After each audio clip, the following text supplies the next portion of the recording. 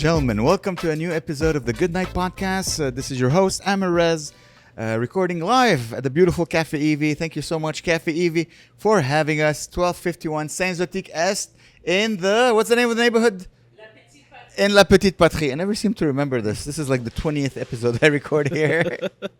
Today, guys, as you know, I always like to bring guests with whom I've had interesting conversations. And your guest today is someone with whom I've had a few interesting conversations. He's said a few lines that I still remember to this day. He's wise. You're very wise, CJ. I know I never told you this. He's a music producer. He's a comedian. You know that song you heard when this podcast begun?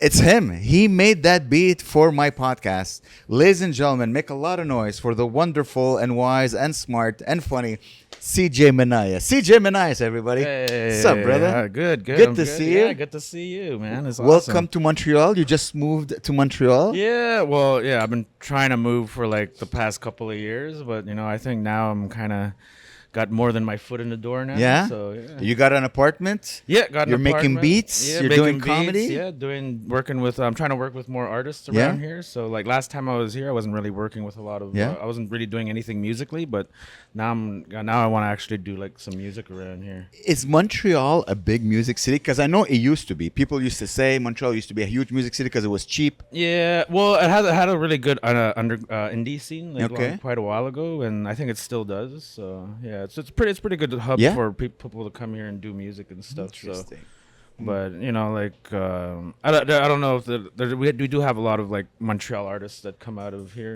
Yeah. A lot of the ones I look up to, like Chromeo. Oh, I love Chromeo. Chromeo's good. You know the story of Chromeo? It's a Jewish man Yeah. and an Arab Lebanese guy. Yeah. And that's the band. And I have a ticket. I went to see them. I went to see them live. Nice. And they were still not very big. So Yeah. weren't many years ago, maybe 20 years ago. I'm not lying. It was like many years ago. And on the ticket, Dave won. And P-Thug. P-Thug. Yeah. P-Thug wrote Lebanon in Arabic and he signed it.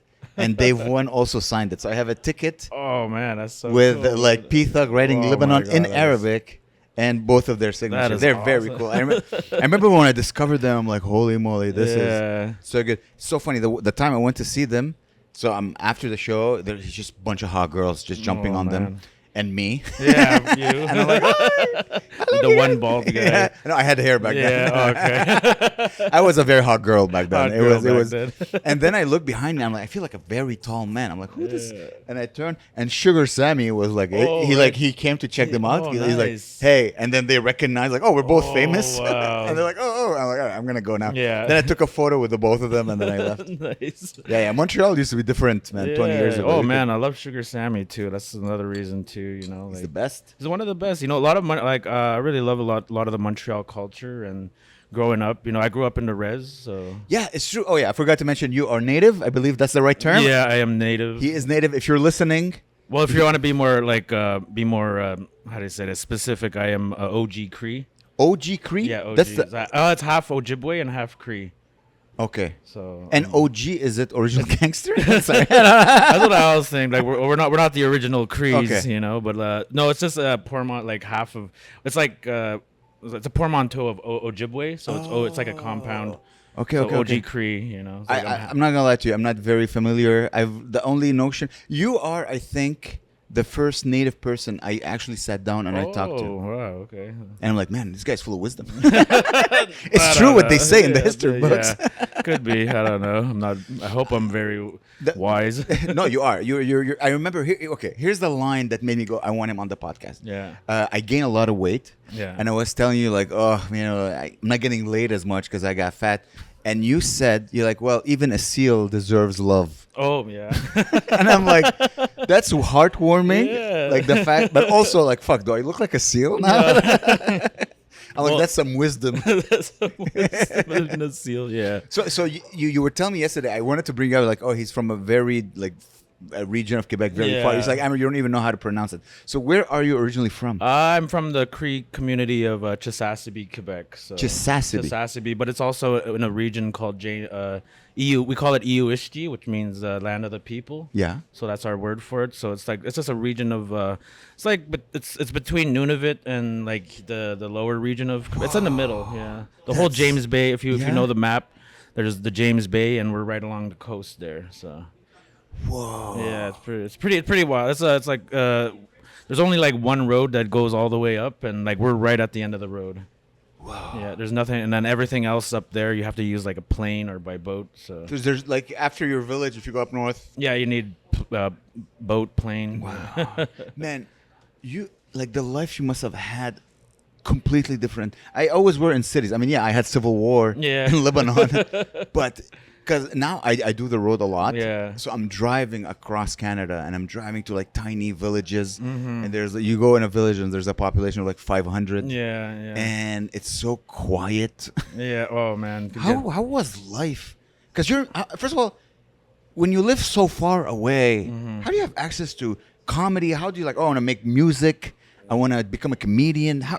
Well, like for someone like me and I guess a bunch of other like Rez kids, like this is like our television was our like our window into like the outside world. So like growing up we had like CBC, like all the like Canadian brand channel, like Comedy Network and MuchMusic. Yeah. So a lot of that was just what I was exposed to growing up, and I was just resonated with everything that was either music, comedy, TV, and it's how I passed my time growing up, because it is kind of rough and tumble over there. It is, so yeah. You kind of just, you kind of like just fall in love with like things that aren't, the bad Rez, So it's what I saw because I visited a couple of Rez on the road. You stop by, you have access to amazing nature. Yeah. So, well, I think that's the real upside of it, is like, a lot of people, like, especially like where we're from,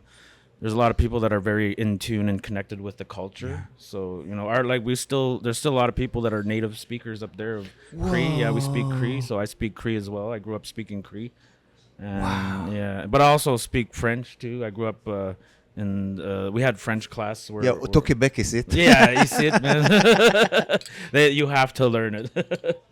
So you're trilingual? Yeah, trilingual. Yeah. So, have you ever tried to be funny in Cree? Is there like the Cree humor is like so different than like just like what we're used to, because it's a lot of it's a lot of like sarcasm and being very cheeky and teasing a lot. That's a part of our culture. They say if you're not being teased if we're not teasing you, it means we don't like you. Oh, that's good. Here's my experience with native comedy. I was doing a show in Miramichi in New Brunswick. Okay. It's 10 hours away. Yeah. And in the crowd, there was like a family of natives. They all came together. It was like somebody's birthday. Yeah. And they were laughing so hard and they were having so much fun. Yeah. And after the show, I shake hands, I sell my merch. And one of the lady came, she's like, laughing is part of our culture. Yeah. She's like, this is how we survive. Yeah. Well, there's a saying in native culture, we say laughter is medicine, so that's one thing that I've always like in my family too. My family growing up, I had like my brothers and my sisters. They're very funny people, but I think I'm like the least funny in the family. But I do like stand up. They don't get my humor, but like but that's because I was like heavily exposed to like stand up and like things like growing up. I used to really love watching like Russell Peters and Sugar Sammy too. When you mentioned him. And just the fact that that they were from Montreal, Toronto, it felt very like close to me. Like it was like, oh, they're like, because we're up there, and it almost felt like you guys are just like Montreal's in my backyard, and like that's how it feels to me. But I'm pretty sure that like it feels the opposite. Like I'm from your guys' backyard, but no, it's you guys are on my backyard. We're definitely in your backyard. However you see it, we're in your backyard. Yeah. This is all yours. We're in your backyard. Yeah. Something I realized. I remember the first time I saw you. It was at McKibben's. Yeah. Your rhythm insane. Yeah. You have the rhythm. It's as if you're following. It's so hypnotizing. Yeah. And then when you told me like, oh yeah, I make beats for a living. Yeah. I'm like, oh yeah, that makes perfect yeah, sense. it is the musician in me that, you know, like Insane. When you're a musician too, you know, you kind of have to, you know, take account of, you know, the silence and everything, and just when you're saying things, and you have to make everything. And I think like it really translated well when I do comedy, and I can feel it in my like I'm when I tell a joke, it's like bum, you know. It's a signature. It's a signature. It's you know, like when I listen to some hip hop song, you'll have mustard on the beat. Yeah. When you tell your jokes, there's a CJ Monias on the beat. You're like, okay, it's your rhythm. It's so rhythmic. Yeah. And even when you sometimes you interrupt to do some crowd work, your laughter kind of is like it's another beat to add. You're very fascinating to watch. Yeah, well, I can't wait to see your headline. I like well, you know, some people say not to like laugh when you're like doing stand up, but you know, I love, you know, if something's funny to me, I'm just gonna laugh. Yeah, if something is funny, you gotta laugh. You're all having fun together. I find it makes the show so personal. Yeah, like we're laughing together. We're laughing together. I've seen Louis C.K., the best comic, laugh. Russell Peters, he will laugh at jokes that are silly. Even if someone in the crowd says something funny, you'll laugh at it. I'm not the emperor here. I'm the clown. I'm the jester. Yeah. We're laughing together. Mm-hmm. I wanted to ask you, so I had a few questions already in my mind. So you live way up north. Small community. How old are you now? I am 34. You're 34? Yeah. Well, I thought you were in your mid-20s, bro. A lot of people say that. I don't know. Seriously? You're 34? I'm 34, yeah. Wow. Well, you're great. Thank you. Still have all your hair. That's congratulations. How old were you the first time you came to Montreal? Because I'm assuming it must have been like, holy moly, the big city. Yeah. Well, we would, used to. A lot of people travel to Montreal, like especially from the reserve, you know, for like medical appointments or just like when they want to do like a big shopping trip. And Montreal was our place to come. And I think I came here when I was like a kid. I probably don't remember it, but I do remember coming here as like as a teenager. Yeah, that's what I want to know. How drugs, the boozing, the women, the multi-ethnic, you're just stepping into a different universe. Yeah, it is. You know, like I felt it right away. I remember like walking down the street and having this like I remember my brother was like he wanted to go. We were walking together, and I was with my brother, and we were walking to he wanted to go check out a bar. Yeah, but I was still young. I couldn't go with him, so I had to wait outside while he went inside. And I just remember like standing there, and this guy, I don't know if he was a drunk or a homeless guy, but he just got up off his chair and he started walking towards me. And as he was walking towards me, his pants just started falling down, and I was just like, "Where's my brother?" And I don't know what he was saying. He was just like, "What are you doing?" or something. I don't know. He was like trying to come up to me, and just when he got close to me, my brother just came out, and I was like, "Let's get out of here." Being approached by a homeless man is menacing enough. I imagine you were 17 with his pants falling off. I know. It was just such a weird. I was like, but that was like one of my earliest memories of like coming to Montreal and seeing stuff like that. And I was like, oh, you know, this place is pretty.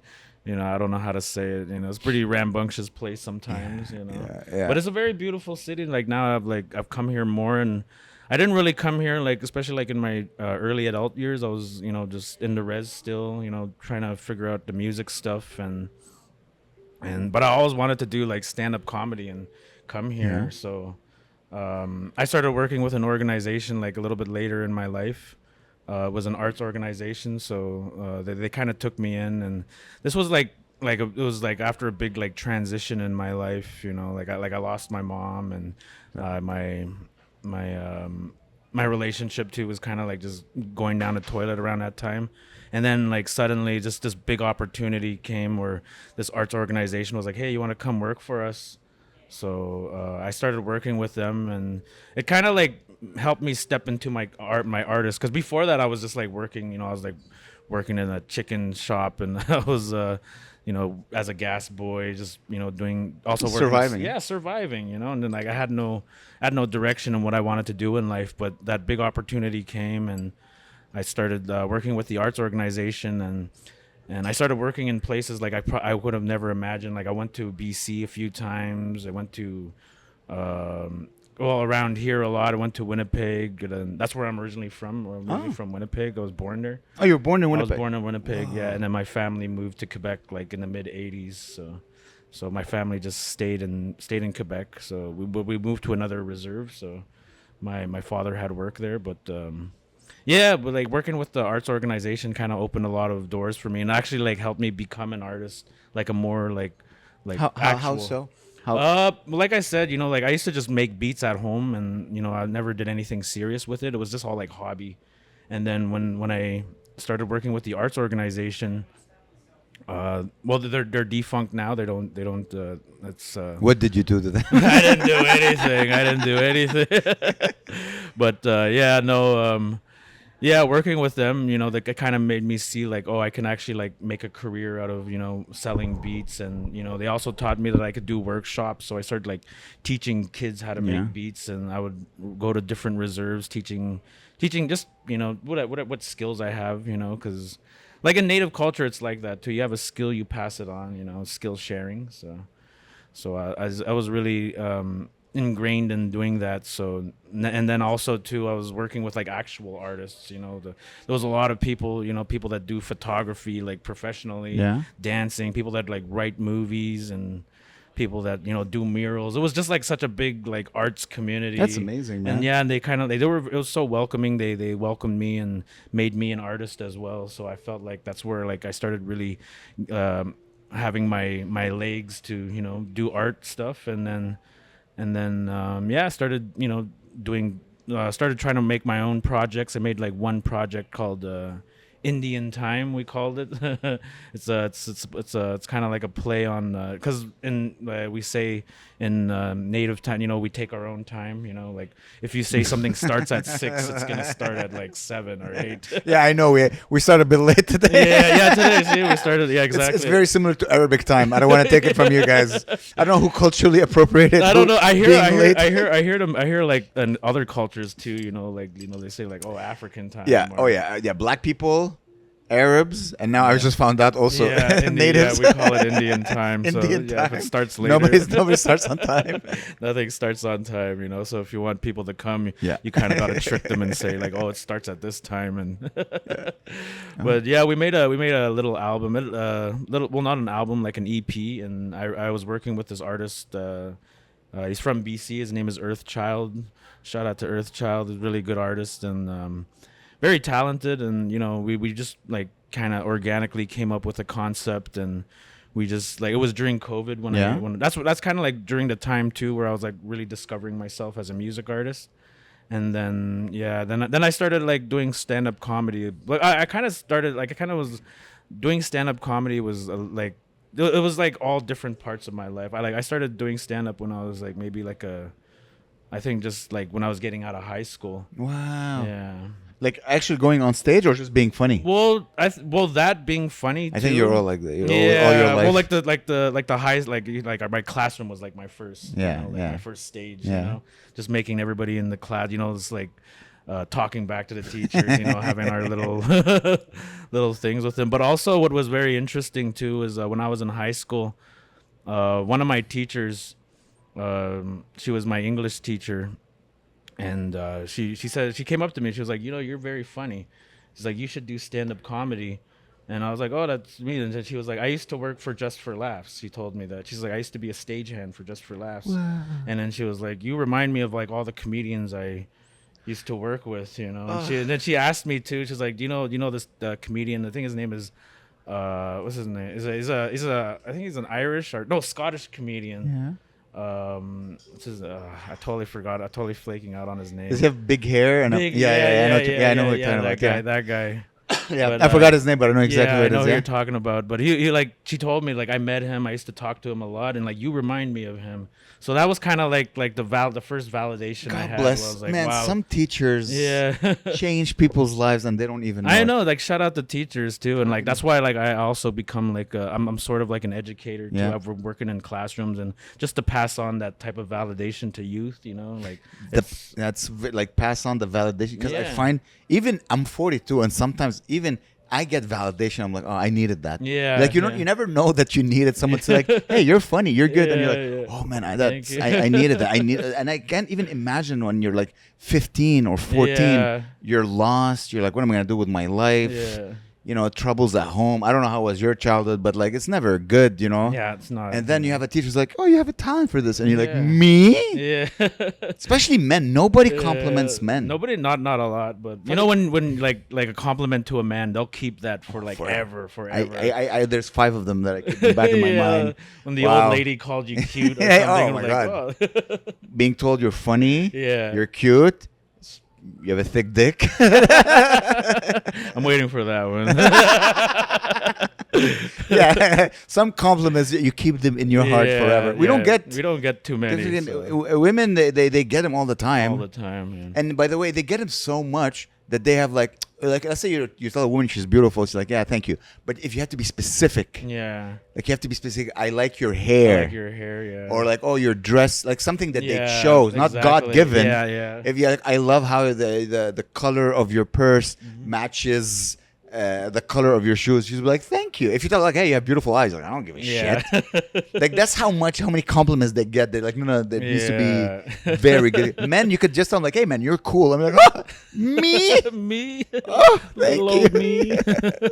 I'm gonna smile for a week because of that compliment. Exactly, But God bless good teachers, man. They see something and they. And I think teachers like my whole like have shaped my whole life too. Like I've just had great teachers like growing up and meeting people who are just very supportive and they see what I do. And even in the res though, like I had a lot of people like after I started doing stand up and started doing music, people were just like they're cheering for me, like we're rooting for you, go do what you need to do. And I've had a lot of had people like sponsor my trip to come here just to like wow, that's nice. to like do stand up because we don't have many like native stand up comedians where I'm from. Well, there's one person that I know that did stand up growing up. I know Janelle. Oh yeah, she's from Ottawa. She's very funny. Yeah, very funny, very supportive too. She's helped me a lot too. She's very involved in the community. Very involved, very very much. But growing up, like I never really knew too many native stand-up comedians. That's why I would resonate. That's why I would resonate with like Russell Peters or Sugar Sammy because they were like the closest brown. That's so funny. I was like, we'll take it. Close enough for. People call us both Indians. We're good enough. Forget you're one of us. That's so funny. That's so funny. That's really funny. Yeah. But I find that you resonate with like yesterday. There were people from Switzerland. There were people from Ireland, from the U.S. Yeah, the British guy the really British loved guy, me, and they all loved you. Yeah. Honestly, I think they get hypnotized by your rhythm. I think so. Yeah. That your jokes are amazing. Thank you. But your rhythm is like I know your jokes. I'm like, oh, let me go watch. I'm like, wow, it's that's something I learned is the fact that you have such a beautiful rhythm. Yeah. And and you have a look. Like this is a look. I hope so. It's a look. You have your hair. Yeah, you have your glasses. You're dressed in a cool way. Yeah. You have a look, so you capture your attention. I've heard about like branding yourself and like having like something signature that I need that. Look at this. Yeah. I look like a albino Mr. Potato. Yeah.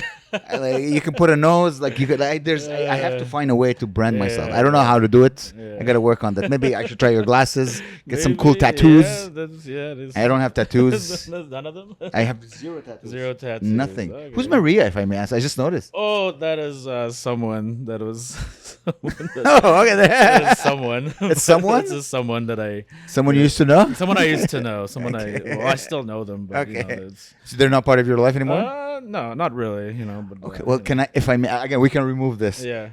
A tattoo is very permanent. It is very permanent. You have the name of a woman on your body. Yeah. I'm assuming there was a lover. There was someone you were involved. Well, it was someone that I dated. Like it was kind of like when I started like really taking myself seriously too, because like I haven't like I do have a daughter. Yeah. And that like I said, that relationship like with the mother, kind of like ended. That was like more than 10 years ago. And then I haven't dated like for the longest time. And then when I started dating, I started like someone that I met through work. Yeah. And we just hit it off, and is that person? That is her. But she kind of like, the reason why I got the tattoo wasn't like just because like, oh, I want you forever. Had nothing to do with that.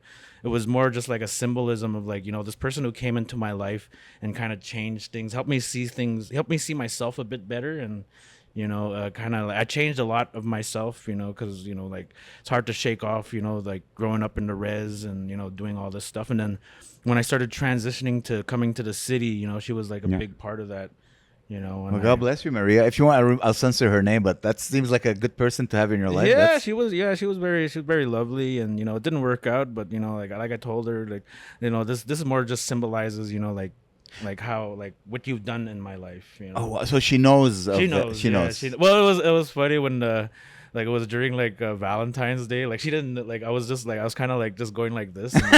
And when she saw it, her mouth just dropped, and she was like. She's like, no, you didn't, and I was just like, I kind of also did it just for like to troll her a bit. I love the fact you got a permanent tattoo on your body just to troll. To troll her. And you're a real comedian. Yeah. It's kind of like the comedian in me. It's so funny. I there's a lot of women who affected me positively in my life. Yeah. But once a relationship is over, I cannot. I delete all our photos. Oh man! I throw away all the things. Oh, man, I don't really? keep anything. No. And I look at you, and you're completely different. And you see it in a healthy way. Yeah, you're like, this person affected my life positively. Yeah. But I would not be able.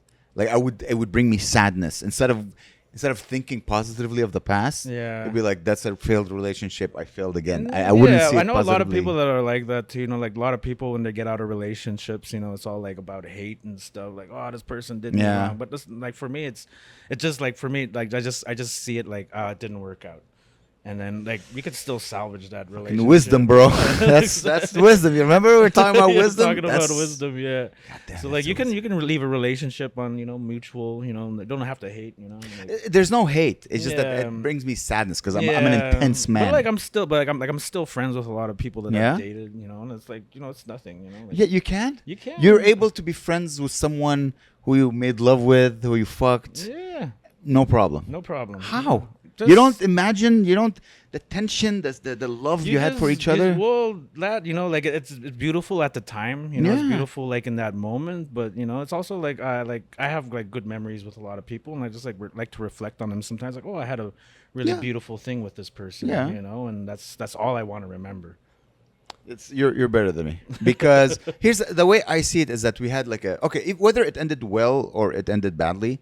In my mind, I'm like, the least I could owe that person is I'm going to separate myself from you so that you're able to fall in love as deep or deeper with someone else. Yeah. And as long as I'm there, I don't think, in my mind, maybe I'm wrong, they won't be able to get to the depth of love and just connection and intimacy with someone else as long as I'm in their lives. Yeah. So I just separate. Yeah, but also too, just the times we're living in, because especially like I said, I come from a small town, so when you break up with someone, you're still gonna see them around. Like here it's easy to like get away from people, so that kind of like. But for me, I've just learned to like, I'm gonna probably see this person around a lot, so I just have to like learn to let go and forgive.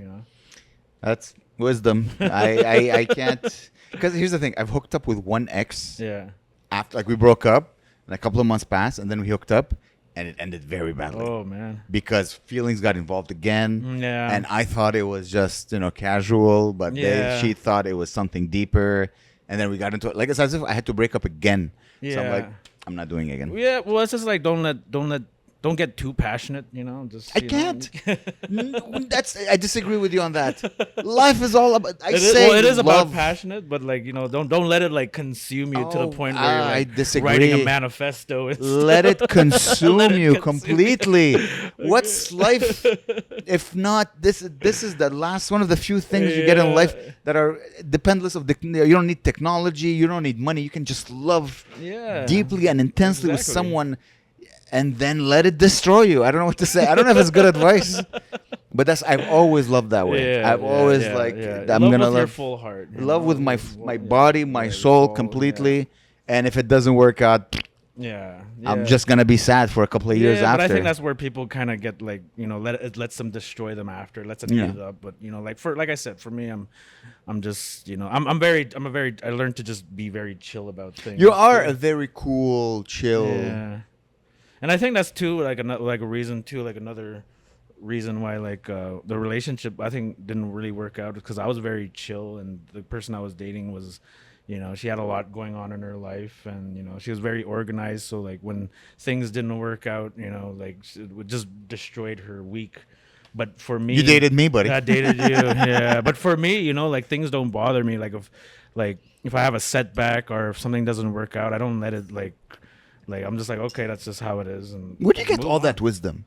I don't know. I just living in the res and, you know, going through a lot. You know, I've been through a lot in the res, you know, and lost a lot of people, lost a lot of friends, and fuck. And you know, so it's true what they say that life in reses are, it's tough. It's tough, and you just gotta learn to like live. You gotta learn to like carry yourself, and not a lot of people know how to do that. You know, like there's a lot of like depression where I come from, and people just don't know how to like deal with their feelings in a healthy way. So, you know, sometimes it just doesn't end and it doesn't end well. Fuck. So it gets pretty dark, but you know, like for someone like me who just like, I like to thrive, you know, I like to survive, I like to just, you know, I want to be here, you know, like I really want to be here and do what I want to do.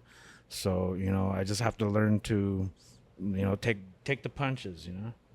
Learn to take the punches, man. Isn't that it's a great lesson in life, and I think it's gonna help you tremendously in the future. Yeah. But that's I'm gonna sound like an ignorant. My only experiences in reses have been going with my friends to buy zins. Yeah. To buy tobacco. Yeah. And to buy weed. That's, all my interactions have been very positive. Yeah. I have never had there's a flag. I've never had like a negative experience in the res. It's always been, and I truly, and I go, and this may sound, my only interaction with native people have been with artists. Okay. Like Janelle is the first like native. I'm like, oh, because I did a show in Ottawa and I booked her. I found her very funny. And then you. Yeah. that it's only been I never met like a native butcher. Like, you know what I mean? It's always artists. So I'm like, in my mind, your guys are all awesome. Yeah. Well, there's quite a, like, I know a lot of natives that live here, and you know, like they're kind of just like, I never met a native accountant. It's always artists. All the natives, no, they're artists. Well, it's because like, you know, artists, like especially native artists, they really like to put themselves in like the front of everything. So that's you're gonna be like, I think for sure, if your first exposure to native people are probably going to be artists, for sure, you know. I'm like, they're hilarious, they're awesome. I love this. I love the res too, you know. The res is like, despite like what people say, any res, I've been to so many of them, and they're just all beautiful in their own ways, and the people there are so like nice. They're very the hospitality is amazing, you know. They'll take care of you like one of their own, you know. If you're lost, you're hungry, you know, just come in, you know, we'll take care of you, you know. That's nice, man. Yeah. Maybe some would say you're too hospitable. That's what happened when Christopher Columbus got here. Yeah, like, welcome, my friend. Yeah. He was overstayed his welcome. Jacques Cartier, come on, buddy. You seen what they did to the captain? I think his name is Captain Cook, I think. And no, please share. Oh, I think it's like a very long time. I think like in the 1700s, 1600s. He went to Hawaii, and I think he was like trying to colonize the natives over there, and they killed him. Nice. Yeah. Pretty cool. Yeah, history. I find, as I watched yesterday, your identity is getting more complex. Again, as a guy who's been watching you, the first couple of years I seen you, it was talk about your native experience. Now, yesterday, you're like, oh, expanding. Yeah. Your identity is getting more and more complex. Yeah, I'm starting to just like see, because I've been sticking to like quite like a lot of the jokes that I write. You know, I really like to like.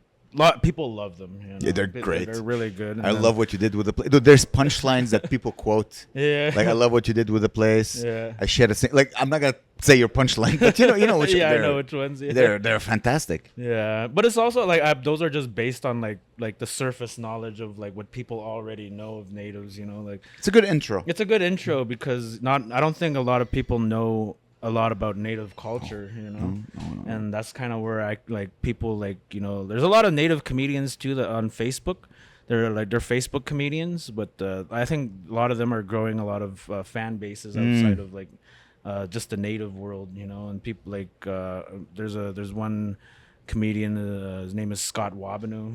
He hosts a TV show, but he's getting a lot of like, you know, exposure and, you know, on TikTok too. And there's a lot of other people like that just, you know, doing funny things, but they're also bringing like their culture in with it.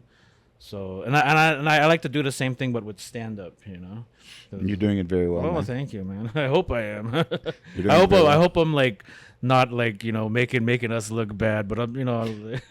Not in my experience. Not in your I don't know what you do after, yeah. but in my experience, it's been truly like if there's anything I can do to help you get bigger, fucking made this podcast get you a couple extra followers. Yeah, you know what I mean? Hopefully, man. So funny, I'm slowly building up a following, and I love the feedback too. People always come up to me and be like, "Oh, you were so good," you know, like, and I think it's also just like a breath of fresh air too, because like you got like all the same type of comedians here, and then suddenly you just get like, oh, one Native guy. Yeah, no, it's like, exactly. It's very unique. There's not many. You should start French comedy, man. If you only speak French perfectly.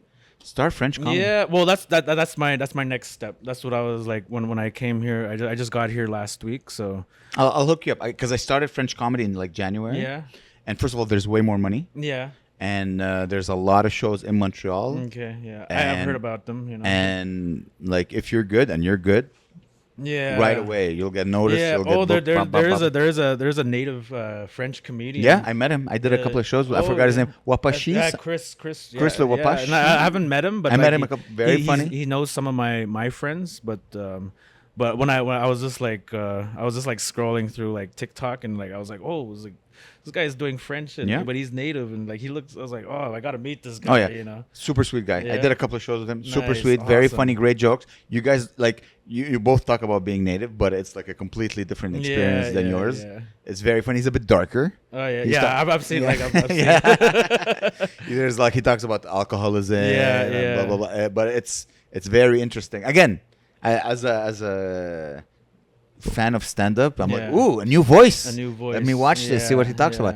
Fucking, and it's so good to not have another comic title was his dick, about Tinder, about just, you know, or if you're gonna like make it very unique, like your joke about matching with your aunt. It's so funny. I gotta stop. I'm sorry. Okay, guys. So he's a fan. I'm a fan. I'm a fan. Truly, I'm a fan. I'm telling you, you made the song for my, and I remember I just told you like this is what I like, and you're able to create. Yeah. Well, I've been making beats since I was like 14. How did you get into that? Well, it's that another teacher of mine. You know, I had a really good music teacher, and like he knew that I started rapping first when I was a kid. I used to just do like battles with my friends. I used to rap battle them, and just like as friends though. But as I kept doing it, people were like, "Oh, you're actually good at that too." And I was like, "Okay." I used to like keep a notebook and I'll just write raps in it all day, and then people started knowing me as like the rapper. And then what was your rap name? I used to go by CJ Soulja. CJ That was like one Soulja. of my first names. One of my first like names was CJ Soulja, because I was very inspired by Soulja Boy. Okay. Because it's very well known that like Soulja Boy, his first song called "Crank That." Yeah. He produced it on like on a free software called FL. It was a free version of FL Studio. And he made his biggest hit with that, and like you can even hear the sound. He's using like the stock, like the demo sounds, and you can hear it in the beat. And I was like, and that's kind of like where I was like, I gotta find a software. And then my music teacher, he gave me like back then it was like he gave me a pirated like a CD of it.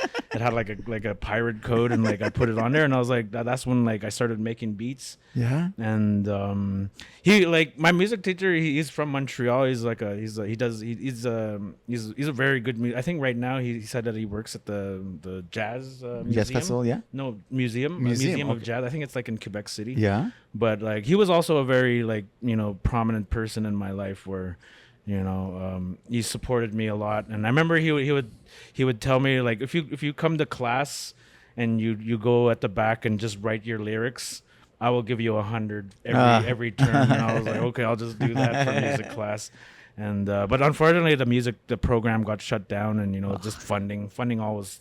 It's always funding. Yeah, funding takes the fun out of it. They took the fun. They take the funding, you take the fun. Yeah, exactly.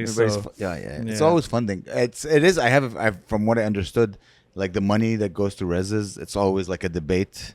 This is like, how much money should we put? Yeah, it needs money. Well, the interesting thing too about where I'm from is there's a big whole history of like we're kind of like almost like a sovereign nation in some way, because a long time ago when Quebec was building the Hydro-Quebec, they were building the dams in the 1970s. So, but they were building it on Cree land. And Henri Brouassa was the guy that the guy that proposed. Also, I think René Lévesque was also part of that. But they built the hydro dams, and there was a lot of pushback from the natives that land it was on. And so what they did, there was a lot of protests, and I forget the judge that he executed the order to like tell Hydro-Quebec to stop building the dams, but they built them anyway. Even though the judge told them not to, but they were still doing it. And then eventually, it just like by the time the dams were already built, they had to reach a deal. So it was like a once in a lifetime deal. It's called the JBNQA, the James Bay North Quebec Agreement. So the deal was that like the natives in Quebec would get a piece of the money there. So that's a lot of the profits, and because of that, we're able to, we have our own school system, the Cree School Board. We have our own healthcare, which is the Cree Health Board. And we have our own police force. And if you go to our res, it's like one of the most developed communities. I would love to go. Yeah, bro. we have like paved streets. Like a lot of outside natives from other provinces, they come to our place. It's like paved roads, like street lights. So like we have like big facilities too. It's like I like to like dream that paved road. For me, when I hear like we have paved road, it's such a luxury, you know. But dude, I would love to. If you ever decide to like, hey, let's take a couple of comedians from Montreal. Yeah, Amer Rez hits the res. Oh my God, I would love. I did one show in front of Native with you. Yeah, remember? Yeah. It was so fun. It was they loved you guys. It was so. I love the fact that you can literally say whatever you want. Yeah. And if they know your intent. Yeah. You're well, natives they love they're fans of stand-up comedy through and through. They love it just as much as everybody. I don't know if you remember. I did a very dark joke. There was a guy who had like really thick hair, and he was like 50. Yeah. I'm like, God, you have such beautiful hair. It's so thick. I'm like, I wish I could scalp you and wear your hair. And he started laughing. And I remember the comics are like, and then they're like, no, he's laughing. He's laughing. Yeah. If you can make a native laugh, even with like the most like craziest thing, you've earned it. You've earned it. It's always so fun. Yeah. It's always so fun. Yeah. Please organize it. I have a car. I'll drive everybody. Yeah. How far is it by car? It's like 16-hour drive. Oh, Jesus.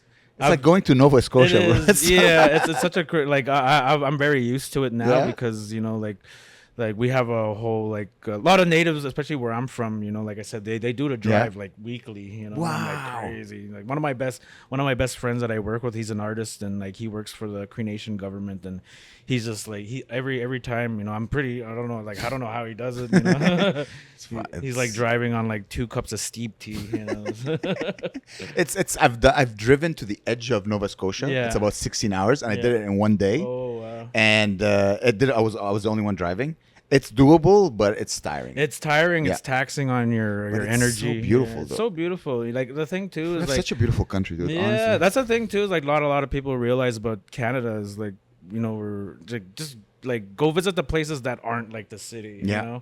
Like it's like the drive up to my reserve. It's beautiful. It's breathtaking. You see like the trees. You see the natural beauty of the land. Yeah. And then and it just sucks that there's a lot of development now. There's a lot of mines that are opening up, and people are, just taking the guts out of the land. It's capitalism, it's my capitalism. friend. That's, What can we do? what are you gonna do? Hopefully, you guys got a couple of shekels, got a couple of kickback from all this, so more artists can can flourish. Yeah, exactly. Have you ever done comedy in your res? I have done it. There's not a like I said, there's not a lot of places to do comedy. Like you have to we have a lot of events that happen though. Sometimes I'll do like an annual, like maybe like it's like just I don't know, a celebratory event. Maybe it's like like the annual whatever of this organization. Yeah. So they do have events, and they bring like artists there to come and perform. So we have that, but sometimes you gotta kind of like piggyback on those. Okay. So like if there's an organizer doing an event, I'll have to reach out to them and be like, hey, can I do stand up on your show or your event? And how was doing stand up in front of your people? It's hard. Well, you told me you know everybody in your that's another thing too. Is like cause especially like trying to do stand up like in my hometown. I was like, come on, this guy like. Oh yeah. You never get respect in your hometown. You could do like a CJ Monias presents. Yeah, that's what I wanted. Well, that's but no, a lot of people are really like taking my they're like I posted a video on TikTok and it's getting a lot of shares to people, and a lot of people are very like I said, they're supporting me. Now that they see like the result of me doing stand up. And you need to create more, man. I know. Now you're in Montreal. That's it. Yeah. It seems, I don't know if I'm right. It seems that like the content game is the game to play. It is, yeah. So just your face talking with your hypnotizing voice about anything, dude. Yeah. I think. Yeah, but like what I wanted to tell you is like when I first wanted to do stand up, like after that whole thing with my teacher, like I didn't know where to start, it was very funny because there was a talent show that happened when I was younger, and I was like, okay, I'm gonna do the talent show, and I did the talent show. I did like when I first started doing stand up, a lot of my jokes were just very ignorant. I did this stupid joke where I talk about like eating a hamburger in front of a homeless guy and throwing it on the ground and then like I thought it was very mean, but it was just like my first time trying to like write actual jokes. It's funny. And then it's like I remember somebody coming up to me after, just like, so eating in front of a homeless guy, huh? And I was just like, yeah, it sounds mean, huh? So I had to like rethink of like how I gotta, like I didn't have the identity that I do have now, and I couldn't attack like subjects the way I did. I was trying to be like Family Guy, 'cause that was a lot of my humor growing up. I was just like watching Simpsons, Family Guy. Also, being mean can be funny. It can be fun. That's why I love doing roasts, because you get to do it more creatively. Didn't you win the roast battle in Montreal? Well, I haven't lost a roast battle yet. So. Yeah, you're mean, bro. Yeah. You find something in people's soul and you crush it. But yeah, that talent show that I did when I was younger, it was like I didn't win. Like there was a prize, and like I lost to these three breakdancing kids. They were like 5 years old. This one little kid's like spinning on his head, and I'm done. Yeah, you can't beat a cute 5-year-old. Not when he's spinning on his head like that. Like people in the audience were crying just seeing how cute they were. And I was like, kids. I find as comedians, losing is so important. Yeah, because it reminds you that, hey, like I don't think comedians should be winners. I think we should all be like we're like about like how much we are losers. Yeah.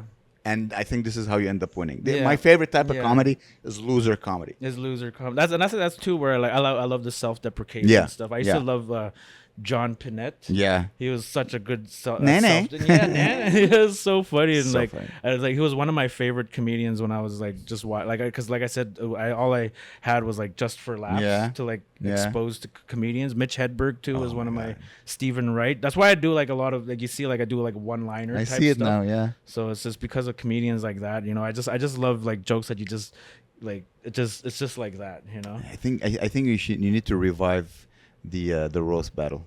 Yeah, I'm thinking so many projects about you. I've been hearing like a lot of people want the roast battle back, and I watch Roast Battle League all the time. I watch it like sports, so I know all the like good roast battlers like internationally. There's one like Nasty Nate. He's a really good roast battler. I don't know. Well, I could get into it, but I don't. It's a funny sport. I did it once. Yeah. and I didn't enjoy the experience. It's hard, you know. Sometimes I feel bad after. I don't remember the insults. Here's the thing. Like, I was roasting someone. I don't remember what she said, but I remember that a lot of her friends came and they were supporting her. Yeah. And nobody was like, I had good lines. I'm proud of my lines, but I feel like I was robbed because the crowd, they're like, you know, girl power, everybody. And she had good lines. I'm not gonna lie. Yeah.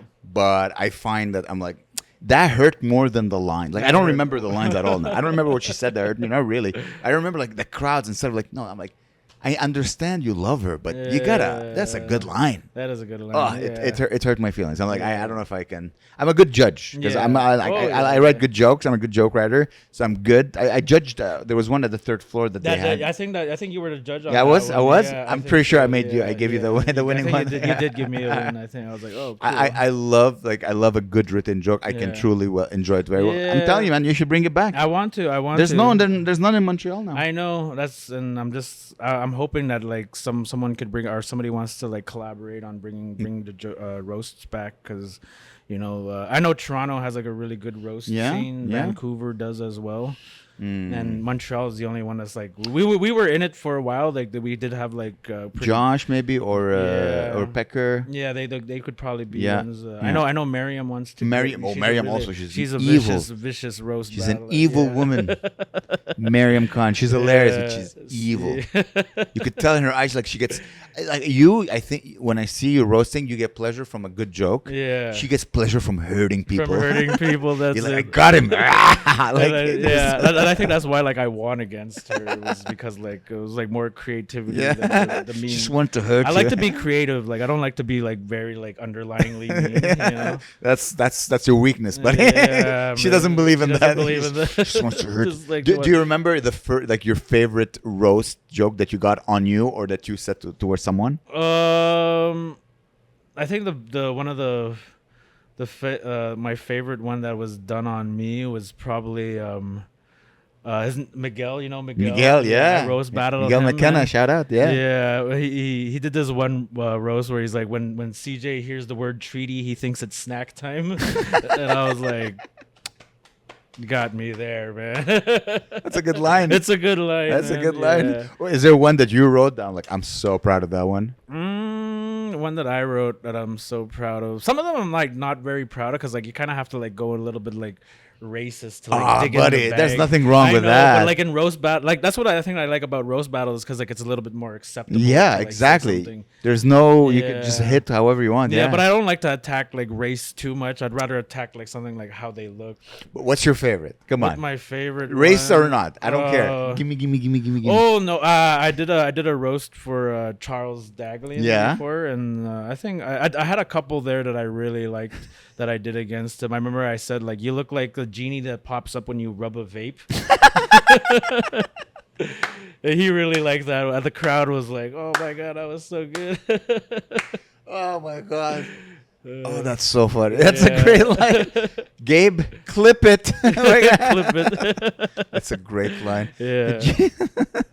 Yeah, but yeah, roast battling's fun, you know. But I like doing different forms. I want to I want to get into like content create, like, you know, like I see a lot of like Facebook comedians, they do like these little skits, and I think a lot of people here are starting to do them more. You know, I've seen like Hattie Kuba. Yeah, Hattie is doing it. Yeah, there's I think there should be more. Yeah, and I want to get more into like the film side of comedy. You know, I think that I'm actually working with a company. They're called Resolution, and we're trying to develop. Is it Resolution? Yeah, Resolution, like a pun, you know. But we're trying to develop a horror movie. Ooh. So like, hopefully by next year we can start shooting it. Speak with Hattie, because I think he filmed a couple of horror movies. Oh, yeah. He directed and filmed a couple of horror movies. Yeah, I don't know. It's such a weird like comedians doing horror. Like for some reason we have a good. I don't think it's weird at all. Yeah. Because they both have the element of surprise. Yeah. And sometimes the element of shock. The element so of it's shock. Just you want to.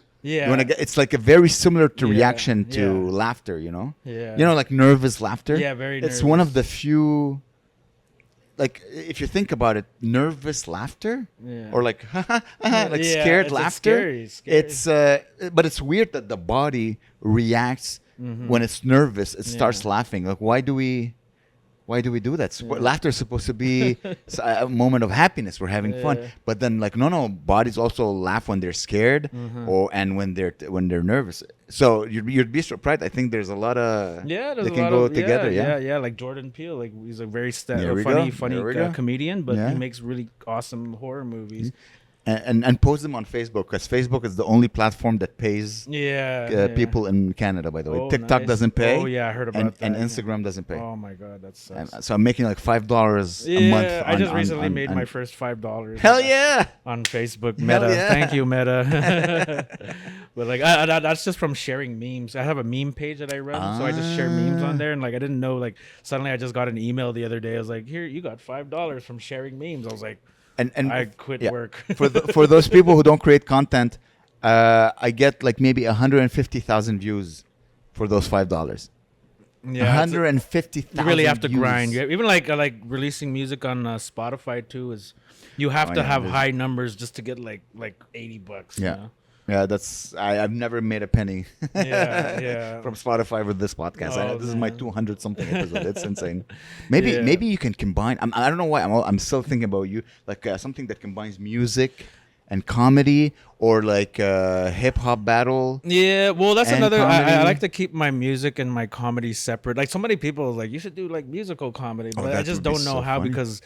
Like those are two different legs that like walk two different paths for me. Like my music, the music that I do is very like personal to me. So there's no way I can like make it funny. You know, there's some songs where I kind of do like just have fun, but it's just me having fun. And so I don't think they're like super funny or anything. But just watch a couple and you'll see. You'll find a recipe. You're a smart guy. I love John Lajoie. I was about to say, I'm just an everyday regular. And he's from Montreal too. So I was like, man, like when I first started, like those are just like a big wave of like comedians. Like, I think it was like during the 2010s. Yeah.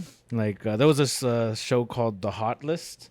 So that's where like I saw like comedians like Aziz Ansari, Anthony Jeselnik, and it was just like the new wave of comedy during the time, and that really inspired me too because they were young. Because like a lot of like the comedians I liked were just like old guys or people like they were very old. But then when the new young guys were coming out, and I was like, I could be in that next wave, And then but now you're in Montreal. I'm telling you, fucking just for laughs, watch out. Your name is gonna come up, dude. If you can find a way, I think you'd be surprised. I think you'd be surprised how well you would be able to combine your music talent. Because you're already like rap is set up punchline. Kinda. Yeah, it is set up punchline, and I think that's a lot where like I said, the rhythm comes from. Is like I do a lot of rapping, I do a lot of writing, and the beat making too. It all translates back into in the French scene. Now that I'm getting to know people. Yeah. Pretty much every single stand-up comedian I met is also a content creator. Mm-hmm. Everybody, they all create. That's all. It's like we do stand-up, but it's not even as important as content creation. Yeah. Everybody does content creation. Yeah. From the open micer to the guy who has 100,000. Everybody just post. So once you start French, maybe you can like collab with some of these people. Yeah. Find a. Yeah, I'm just learning about like networking now because I was just the open mics, man. I don't like that word, networking. I don't know. I'm gonna hang out with people and then call it networking. Yeah, I don't like it. Like now because I'm a newbie in the French scene, but I'm very good because I have 10 years of experience with it in English. So everybody's like, "Whoa, who the fuck are you?" Yeah. These jokes are 5 years old. I think too that's why kind of like I hit the ground running when I started doing stand up here because like stand up to me was like all in theory in my head for like years, like 10 years. I was like obsessed with wanting to be a stand up comedian. So when I first did the open mic here at Third Floor, it was just like it was easy because I knew joke structure. I knew like the stuff that goes into materials. Like I felt like I studied it for 10 years before I hit the stage. That's good. Yeah. That's you got a proper education. Yeah. That's what I felt. God bless the CBC. People shit on the CBC. I know. Yeah. God bless the CBC for providing free TV. Yeah, exactly. Across this beautiful country of ours, man.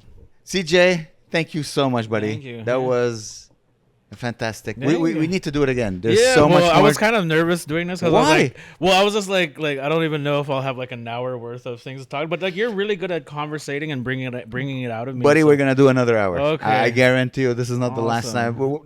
What I'm hoping is in the next couple of months you start a project. Yeah. And then you'll come back and we'll talk about it and we'll fucking promote it. Yeah, thanks. And we'll pack the room. And then you'll roast me or whatever, and then I'll cry. And then you just gotta let it go. Exactly. That joke about Charles coming out of a vape. Gabe, clip it. I'm gonna tag Charles. He's gonna be happy we made it. Thank you so much, CJ. Truly an honor talking to you, buddy. Thanks for breaking my podcast cherry. It was his first, guys. Listen, find his Instagram in the caption. Yeah. Give him a follow. Check out whatever projects he's working on. Truly a one of a kind and a pleasure. Buy some beats. Buy some beats. If you need a beat, go to the beat guy. Yeah. If you like the beat of this podcast, and many people told me they like it, he's the one who made it. So fucking go check him out. Give him a follow. Buy a beat. Support the project. Once he starts doing a show, go see it. I'm so happy you moved to Montreal, man. I think you're gonna blossom and flourish, and I can't wait to see it. Remember the small guys. Yeah, remember the small. when you reach the top, buddy. Guys, thank you so much for listening. Again, subscribe, tell your friends, follow CJ. Thank you, everybody. I love you, Gabe. I love you, Gene. Bye, guys. Bye. Bye.